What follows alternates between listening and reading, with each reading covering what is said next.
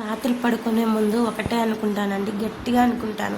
ఏమనంటే నిన్నైతే చేయలేదు, ఈరోజైనా ఖచ్చితంగా చేసేయాలి, లేగాలి అంటే పొద్దుగానే లేచేసి బ్రహ్మముహూర్తంలోని పూజలు చేసుకునేయాలి, అన్ని పనులు చకచకా మనం చేసుకోవాలి, తను టయానికి ఆఫీస్కి పంపించాలి అనుకుంటానమాట.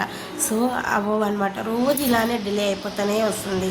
సో తర్వాతకి అలారం పెట్టినా కూడా మోగి అల్లారానికి విసుగు రావాలి తప్ప మనమైతే లెగవమన్నమాట.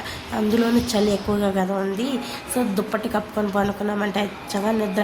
సో అప్పుడే టైం చూస్తామన్నమాట, 5 గంటలకు లేస్తామా, సో అప్పుడే లేచి ఏం చేస్తాంలే అనుకొని మళ్ళీ పడుకుంటాము. సో మళ్ళీ మెలకు వచ్చినప్పుడు చూస్తామన్నమాట, 7 o'clock అయిపోతుంది.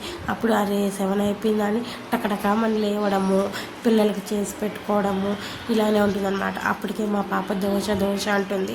ఏమంటే నిన్ననే కొట్టి పెట్టాను పిండి అయితే కనుక, పులుసు ఎక్కువగా పులవదేమో అనుకున్నాను, బాగా పులిచింది. ఇంకొంచెం అయింది అనుకోండి పొంగిపోయి ఉండేదన్నమాట.